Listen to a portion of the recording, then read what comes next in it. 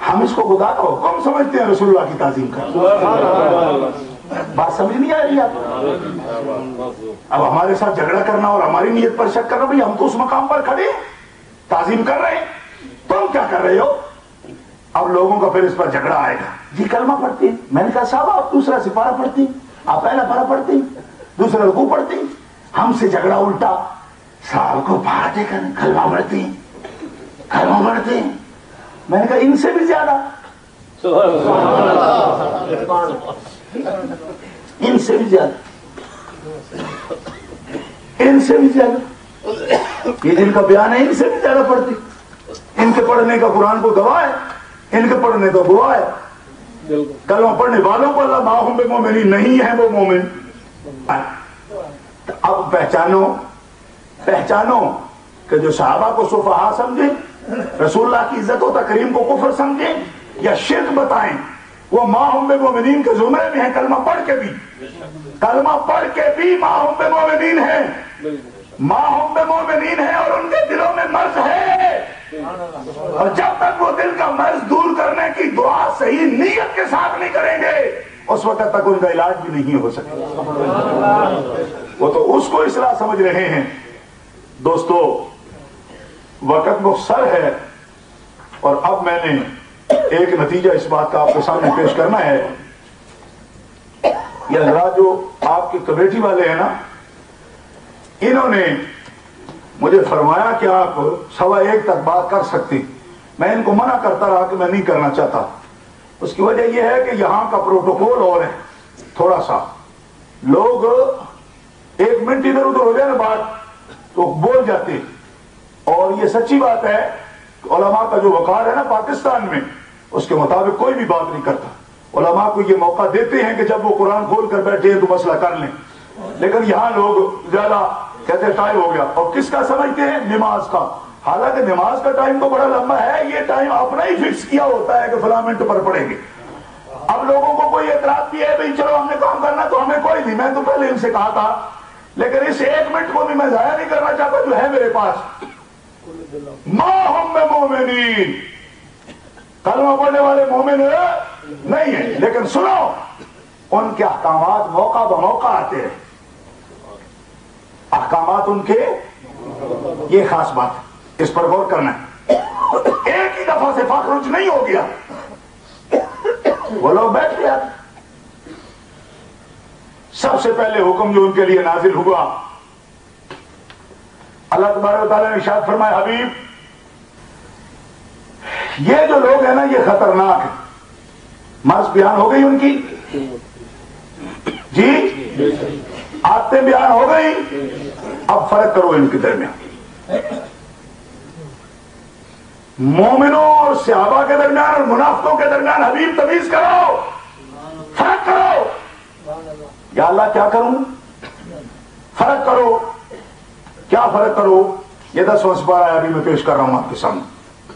فرمایا سب سے پہلے تو یہ ہے کہ ان میں سے کوئی مر جائے تو اس کے لیے فاتحہ نہ پڑھے، کہہ دو سبحان اللہ۔ پوری ذمہ داری سے میں مسجد میں بیٹھا ہوں گی آپ کے سامنے قرآن پیش کروں۔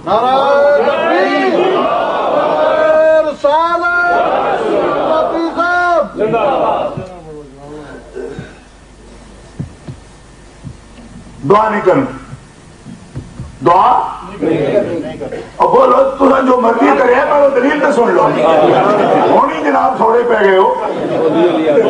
دعا اے حضور کے لیے حکم ہے، آپ تو شاید ماشاءاللہ آپ جو رسول والے ہیں ان کو مجھے کہنے کی کیا ضرورت ہے، جب رسول کو بھی اللہ منع کر رہا ہے۔ دعا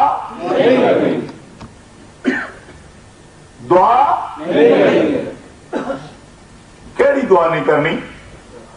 صرف دعا مغفرت نہیں کرنی، یا دعا تو جنازہ بھی ہے۔ اب سنو، لا تصلی علی احد منہم مات ابدا، ان میں سے کسی کی میت پر کبھی نماز نہ پڑھنا۔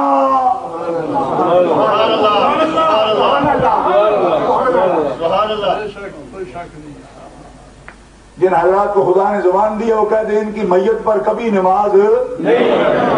زور سے کہہ دو ان کی میت پر کبھی نماز اب کوئی کہے نہیں جی یہ تو کافروں کی بات ہے، تو میں نے کہا پہلے حضور کافروں پر پڑھتے تھے، کھلے کافروں کی اگر بات ہوتی تو کس کافر کھلے کی پہلے پڑھی ہے حضور نے؟ کوئی نہیں سمجھ آئی؟ یہ حکمتیں ہوتی ہیں، ایسے تو قرآن سارے پڑھ جاتے ہیں، حکمتیں یہ ہوتی ہیں۔ اور کھلے کس کافر پر پہلے پڑھی ہے؟ کسی کلمہ گو کافر پر ہی پہلے پڑھی جا چکی ہے نا، تب اللہ فرماتا ہے اب فرق کرو۔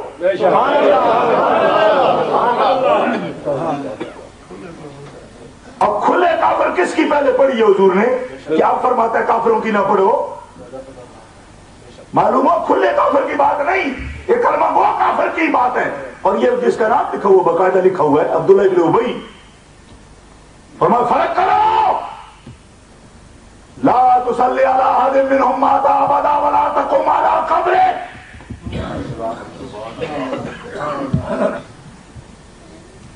نہ ان پر نماز جنازہ پڑھو نہ ان کی قبر پر جاؤ۔ سبحان اللہ، بولو نا زور سے کہو کیا حکم ہے جی؟ پہلے آیا دعا نہیں مانگو، فاتحہ نہیں کرو، استغفر لهم او لا تستغفر لهم ان تستغفر لهم 70 مرۃ فلیغفر اللہ لهم، فاتحہ نہیں پڑھنا۔ اب کیا حکم ہے؟ میت پر جنازہ نہیں پڑھنا۔ اب یہ ویسے چلا جاؤ، فرمایا لا لا تقم علی قبر، ان کی قبروں پر بھی نہیں جانا۔ ایسے ایک اور مسئلہ بھی نکلتا ہے بے شک بے شک، سبحان اللہ، کہ یہ منافقوں کے لیے حکم ہے، کلمہ گو کافروں کے لیے کلمہ پڑھتے ہیں آمنا باللہ والیوم الآخر وما ہم بمؤمنین، کلمہ پڑھ کے بھی جو کافر ہیں ان کے لیے یہ حکم ہے کہ ان کے جنازہ نہیں پڑھنا، ولا تقم علی قبر، اور ان کی قبروں پر نہیں جانا۔ اب جو لوگ کہتے قبروں پر نہیں جانا، ان سے پوچھو جی کن کی؟ کیونکہ منع تو ہو رہا ہے کہ منافقوں کی قبروں پر نہیں جانا، گستاخوں کی قبروں پر نہیں جانا۔ معلوم ہوا کہ جس پر نہیں جانا اس سے منع کر کیا جا رہا ہے، تو کس سے منع کیا جا رہا ہے؟ فرمایا گستاخوں کی قبر پر نہیں جانا۔ اس کا لازمی نتیجہ ہے کہ اولیاء کی قبروں پر جانا ہے۔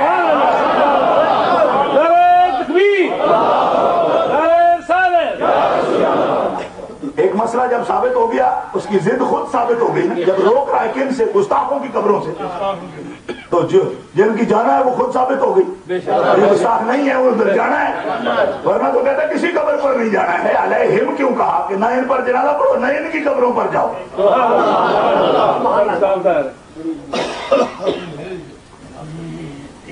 یہ سپارہ ہے 10واں میرے ہاتھ میں قرآن پاک، اور یہ قرآن پاک میں سر پہ رکھ کے آپ حضرات سمجھ میں سید فقیر ہوں، سفر میں ہوں، اس میں ایک نقطہ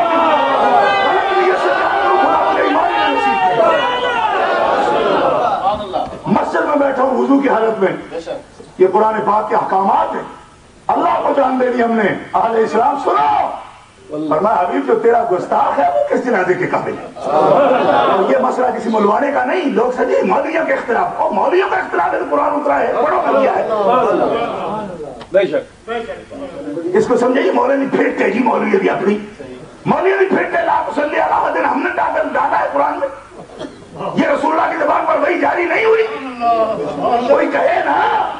اور اگر کہتے ہیں یہ جو کافروں کے لیے ہے تو میں پوچھتا ہوں بتاؤ کافر کس کافر کا حضور نے زیادہ پڑھا ہے جس سے آپ اللہ منع کر رہا ہے؟ مولوی ہو آخر دلیل سے بات کرو۔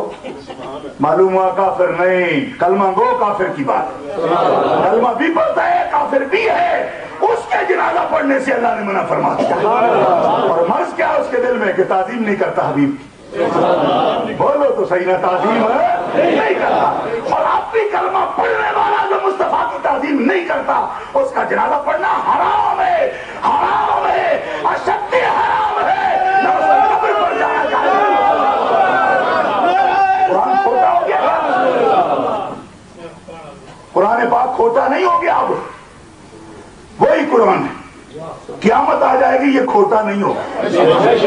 اگر کھوٹا نہیں ہو گیا تو ہم کھوٹے ہو گئے کہ اس کو حکموں پر عمل کرتے ہوئے تکلیف ہوتی ہے ہمیں، کہو نا سبحان اللہ۔ یہ تو کھوٹا نہیں ہوا، کھرا ہے، یہ تو قیامت تک کھرا رہے گا، کھوٹے ہم ہوتے جا رہے ہیں، زنگ اوپر چڑھ گئی ہے نا۔